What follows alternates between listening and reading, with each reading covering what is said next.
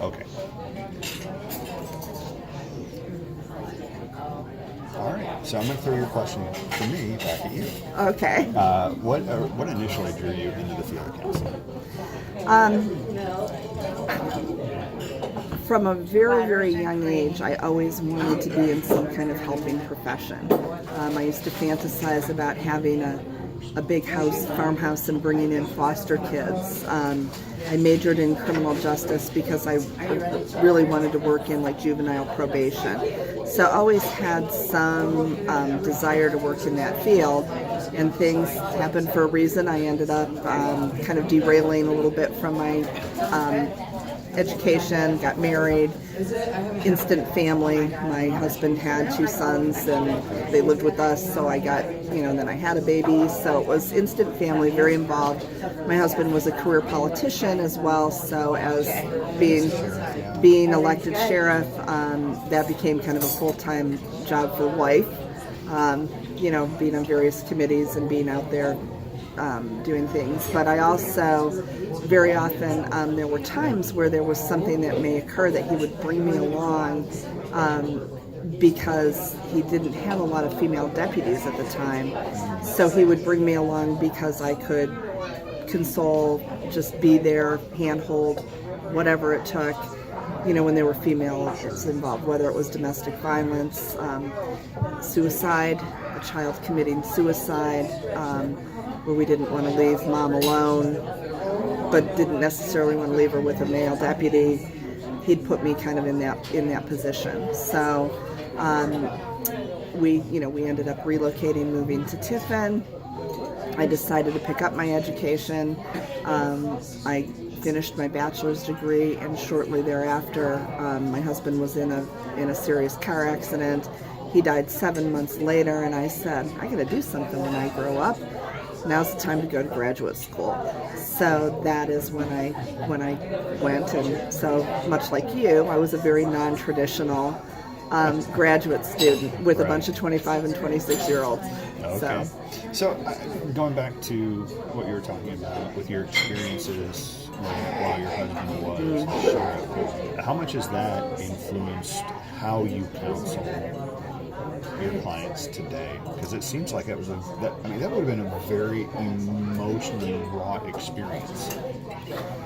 It was, and I think that has probably given me like that resolve that you need. Because when you have clients come in, there's times they move you to tears too, and there's times when you ache for them, but you do have to compartmentalize a little bit. You can't take them home with you as much as you would like to, especially when it's a kid and you're like, oh my God, I just want to take you home and give you hot chocolate and cookies and give you stability. That part's not your job. So I think that experience in kind of the trenches helped me to be able to do that. I think that's what I brought into counseling from that, was that ability to say, okay, I have to let this go now and turn it over to the right people, and hope that everybody picks up the ball. I think that's amazing. Yeah. I really do. Thanks. So, talking more about your schooling, what was your bachelor's? What area was your bachelor's? Criminal justice. Criminal justice. Okay. Corrections. Okay. And out of curiosity, how often do you, in forensic counseling, do you use your background in? Yes, Yeah. Especially with like administrative law, and it's this like well-kept secret that if you go to the Ohio Revised Code and you go to the administrative code, you find out a whole lot of things. Your license as a professional mental health counselor is outlined in the administrative code of Ohio. Okay. It will tell you how many hours you need, what degree, what hour, everything that you need. It will tell you your next step to get the clinical piece, all licensing procedures, whether it's a professional counselor, a lawyer, a psychiatrist, a doctor, a plumber, an electrician. those who, skills trades who need licenses or can get licenses because that makes them a little bit more desirable. A little bit, they get bonded with a license, all those things. That's all in our administrative code.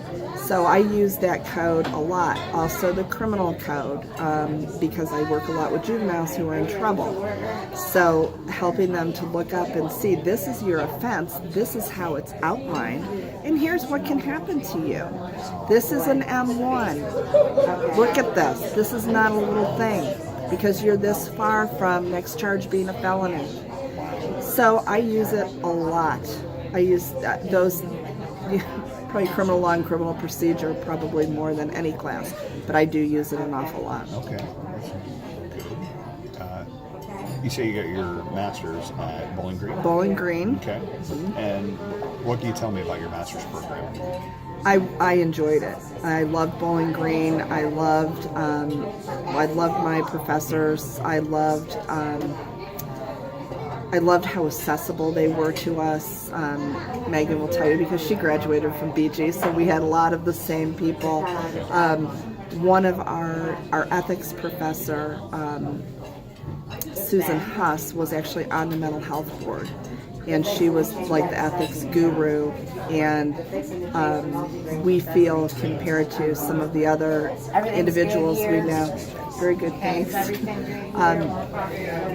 Everything that we learned when we compare notes with some other professionals, we got the gift. We got the gold standard. And fortunately for you, you will have Megan teaching you those things, so you know it came from, because she will tell you, we have had disagreements with other professionals on how to protect confidentiality, what you really do bring into a courtroom if you're ever called in. And the answer is nothing, because anything you bring into that courtroom, both sides can say, I want to see that. So if you bring a file in, that can be detrimental to numerous people. So, but that was one of the things that we got from BG, and having Susan Huss being on the board, and guiding us to each step of getting our license was really advantageous for us. So you will benefit from that experience, because Megan will, Of that, I have no doubt. Yeah, Megan will pick up that ball. Well, and it's a good thing I'm not recording this. Oh yeah. Hi, Megan.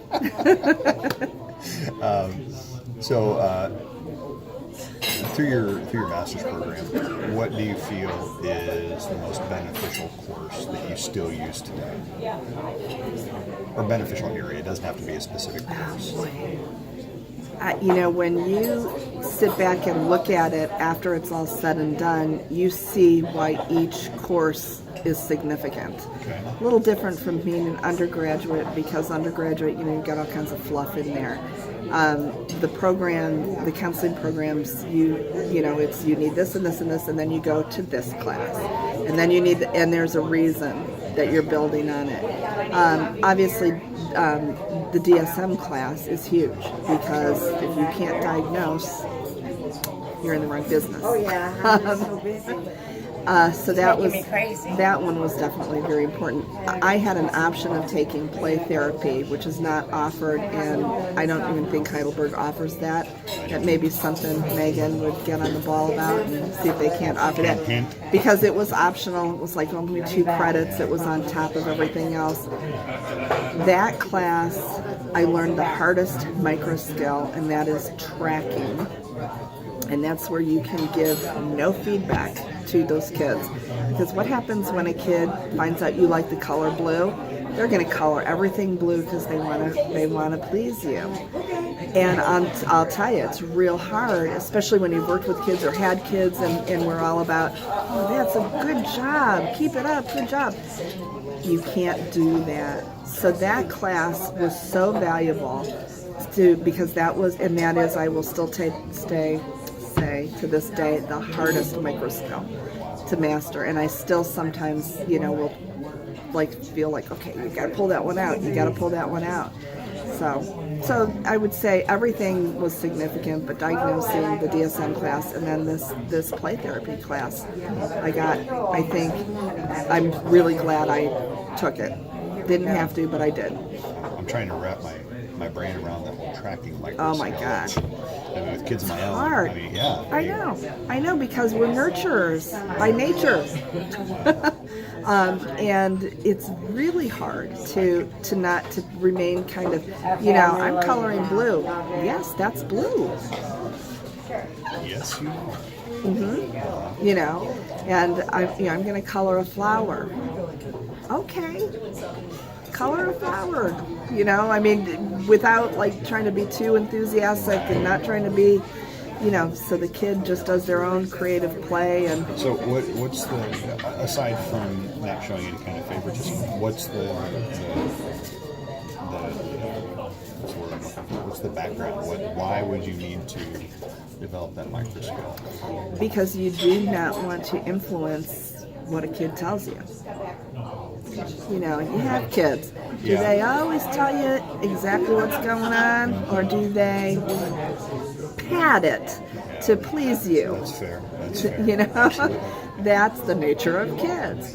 So if you want them to be, putting your influences out of the picture, then you'll get more creative play from them, and you will be able to observe, and then kids will reproduce what they know and what they've experienced, and that's when you can say, okay, now they're drawing in all black, and they're painting, a monster, or they're taking their doll and poking a marker or a stick in the inappropriate place, or then you start looking for those things, and those things will come out, and then that gives you that place for dialogue when you're out of the playroom. That makes sense. I understand now. Yeah. It was a great course, and like I said, it is not required. But I just thought I may like this one, so I may need this. And now, and again, hardest micro skill. Well, I'm filing that one away. That's awesome. So how long have you been a practicing counselor? 10 years now. 10 years. Okay. And we talked about your forensics experience, but is that considered your specific area of counseling, or do you have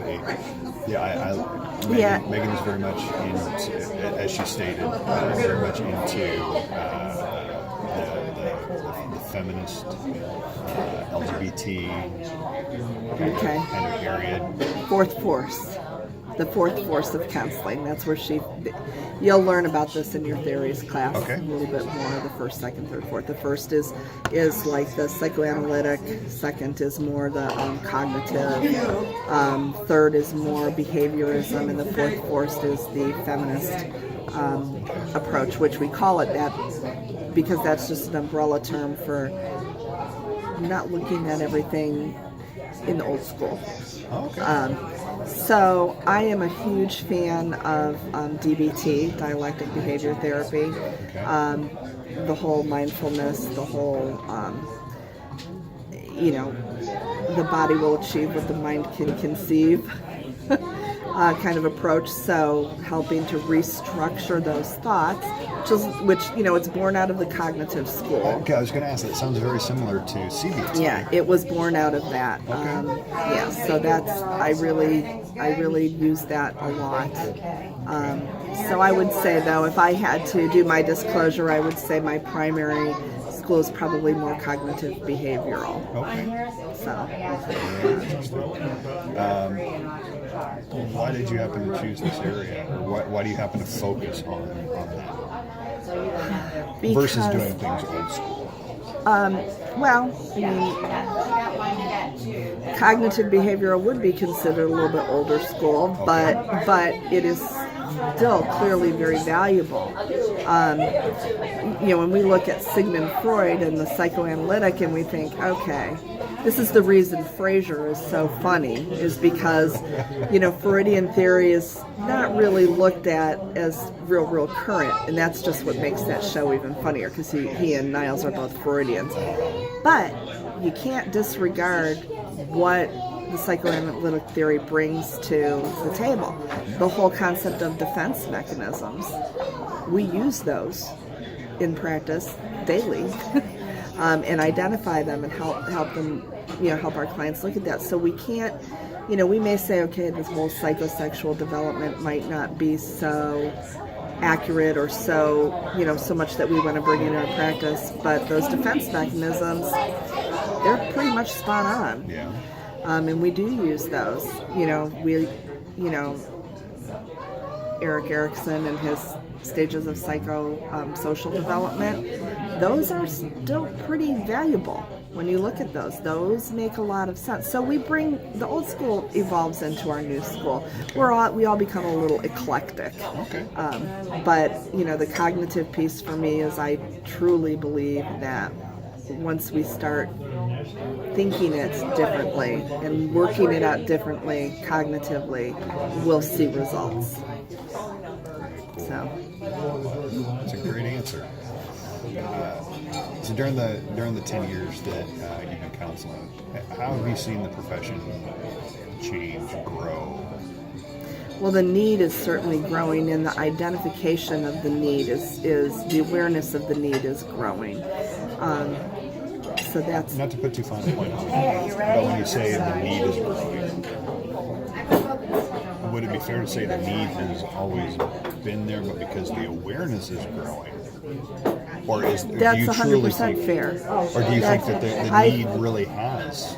Well, I think the answer is both. Okay. I think the awareness piece is huge, in that we are more aware by doing these things, by bringing, counseling, mental health counseling into the schools, by doing so we're addressing that. But research is showing us things like, is our structured, preschools and kindergartens, are they contributing to things like ADHD and anxiety and stress in kids?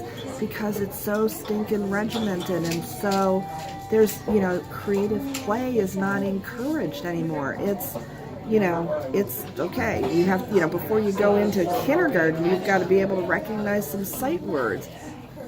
My son didn't have to do that until he was going into first grade, from kindergarten to first grade. So we have changed in that, and now we've got this Common Core, and we're stressing that, and which, now we're saying one size fits all education. And if any kid struggles within that Common Core, now they're different. Now, and if you don't think that's causing them stress, so we have new stressors. We have new things that are causing. Yeah, I think that's it. You just described my son, so I really, Yeah. I agree wholeheartedly. So that's a very interesting take on it. Though. I like that.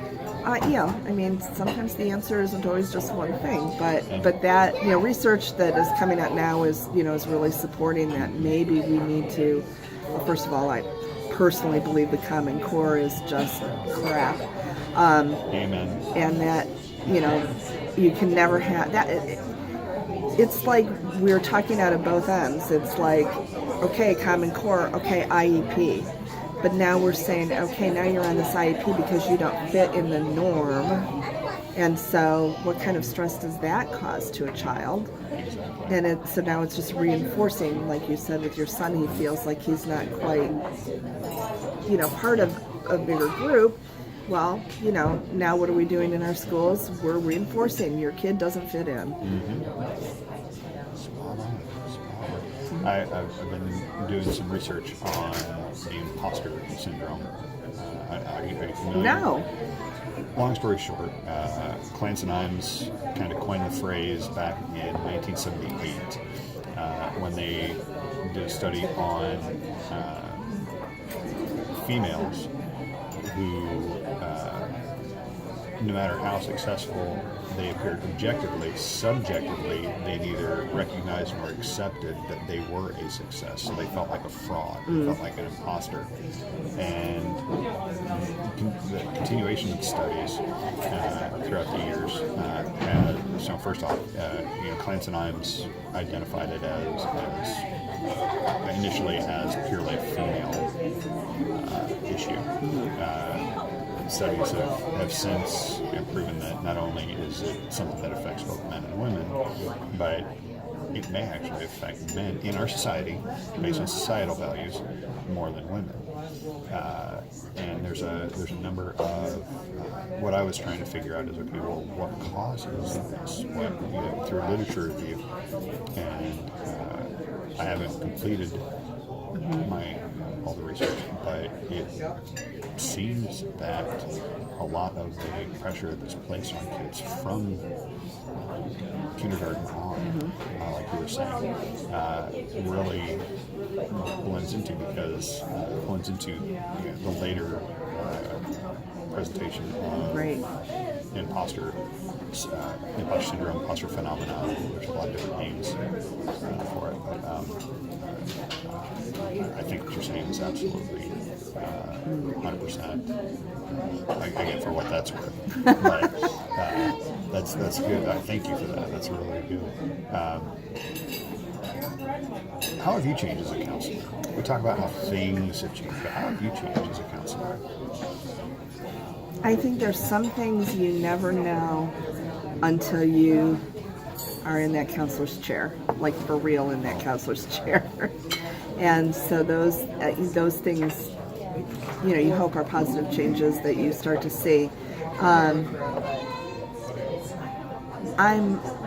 I believe I'm more creative with finding ways to make things visual. Because I find that, especially with younger people, if they see something, they get it better. It makes more sense. So trying to create things visually, trying to come up with, we've got all these canned interventions, but once again, one size doesn't always fit all. So taking what we would call a standard intervention, a commonly used intervention, and tweaking it, I think is probably how I've changed. I've become, I think, better than that at that, but I think every counselor probably does. I think that just comes with experience. That's not unique to me, but that's something that I really see as a difference in from when I first started. We talk about the professional side, and it sounds like, from the onset, it sounds like you've had a counseling role, whether formally or informally. So how has your lifelong role as a counselor changed you as a person? I don't know that it has really changed me because, again, unlike a lot of kids today, I knew in high school I always wanted to be in some kind of helping role. Okay. I just knew that. So, I think that has stayed. I'd like to think, that I've just grown because we always, need to keep growing. I may be a little bit more open to things that I was ignorant of. And learned that, okay, we had this discussion before we started taping. I've got to let my client teach me, and I've got to be. I'm not going to, I'm 58 years old. Our new sexual orientation roles are very, very new to me, and I very often have the kids who are talking about that, and I say, okay, you got to remember, I'm an old woman, and this is kind of new to me. Teach me about this. Okay. And so and they do. They do. They're very happy to, and I think that makes them feel accepted, because you're not saying, okay, look, this is not, that's their biggest thing, and that's the thing they're getting at home. Oh, this is a phase, it's going to pass, or this is, and so when they get somebody who says, okay, well, teach me about it and how it looks for you, what does it look like to you, that, I've learned an awful lot. So learning to learn from my clients has probably been one way that I've grown. So if I can try and rephrase that it sounds to me that you've gained the humility to recognize, admit, and embrace that you don't know what you don't know. Yeah, and you have to, because your clients will call you on it if you try to BS them. And that's embarrassing as hell. when they school you and you're like, crap, you caught me. Yeah. You know, they'll let you know. So it's Now, would you say that? And I don't want to go down too deep into a rabbit hole on this question, but would you say that that's probably one of the? How would you rate that humility as a counselor on a scale of 1 to 10? How important is that? okay. 1 being not important at all. 10 being you better be doing it every day. 10. All right. You have to. Look, you're human too.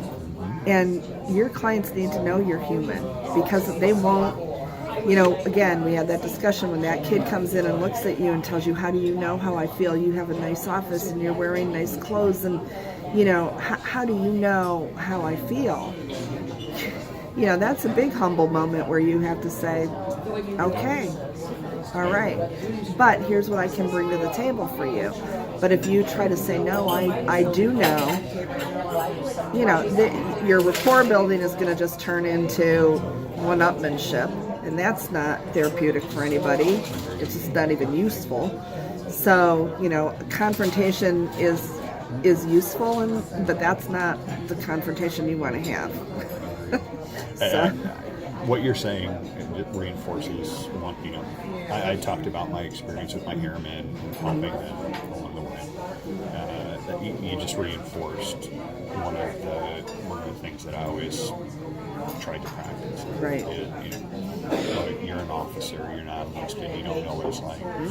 Sometimes I could say, well, I used to be enlisted, so I do understand this and this, but you tell me those things that I don't understand so that we can exactly. reach some kind of equanimity Right. and understanding. Right. You help me understand, and then I'll help you put in the right direction to get you what you need. Exactly. Awesome. Yeah. Amen. Amen. I love that. Let's see. Where am I?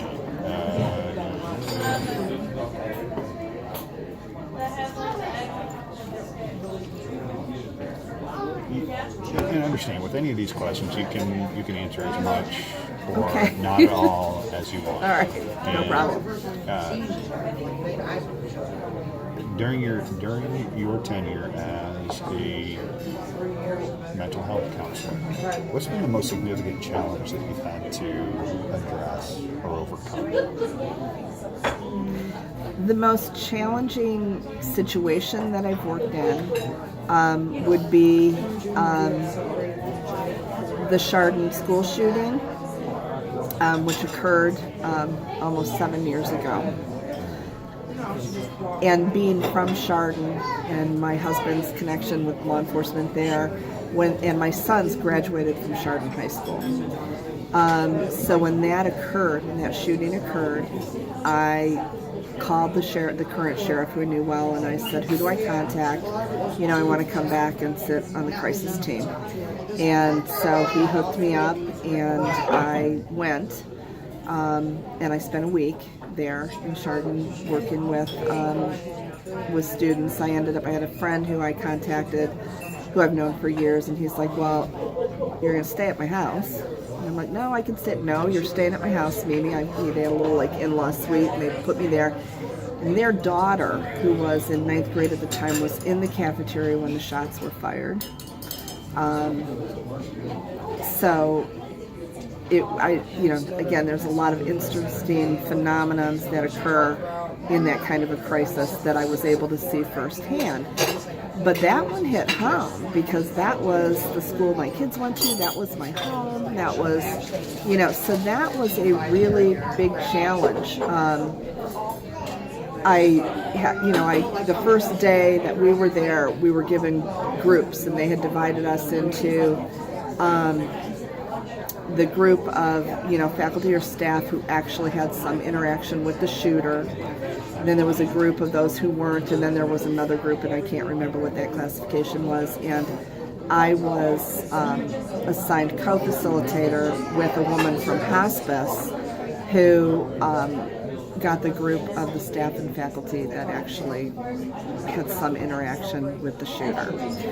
And the people who ran the program who were terrible. They should have had the Red Cross organize it, but they didn't. It was a community agency called Beachbrook, and it was so old school, where she told us if you have in your group, if you have one person that begins emoting, you are to remove them to individual counseling right away. And I'm thinking, yeah, that's not anything close to what I ever learned or would practice, but okay. So I meet up with this woman from hospice, and we're chatting a little bit, and I said, did I hear her right? And she goes, oh, yeah, we're not doing that. So immediate bond with her. She was amazing, because the whole point of group is to have them interact off of each other. It was probably one of the most, the challenge to keep it together, hearing their stories. Everything's good here? Hearing their stories. But the challenge of, okay, we had to go away from what we were being instructed to do and use what we knew. And fortunately, she and I were on the same page, and it was amazing. It was the first time I ever saw a group really, really work. Because the individuals, we started with them each telling their own story. And as they told their own stories and shed their tears and felt some guilt. Some people felt guilty that they were close enough. Could they have pulled, the kid out of the way? Could they have done something? One woman felt guilty. She pulled a kid into like a boiler room. She was a cafeteria worker, and she pulled a kid, and they hid in the boiler room, and she let the kid use her phone to call his mom, and she just felt like, why couldn't I have pulled more kids in? So to watch them all say to each other, no, that's awesome that look what you did for that one kid. So when they start forgiving each other, they start forgiving themselves. So that was, and there were a lot of tears and a lot of emoting, and we did not send them to an individual counselor. We let them work as a group. So was it challenging that we had to do not what we were told to do? Yeah. Was it a challenge? Was it a big challenge professionally because it was an incredibly immense event? Yes, that was very challenging. Did it reinforce that I'm doing the right thing being in the profession I am? Yeah. So that was a little life-changing. Just because it was one of those experiences that makes you sit back and say, wow.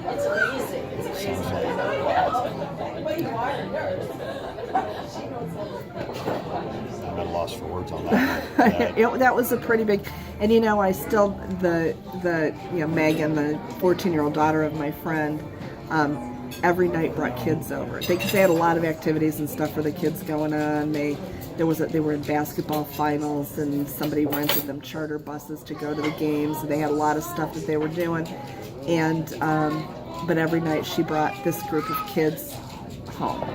And there were 7 of them, and we would just, my friend Rick and his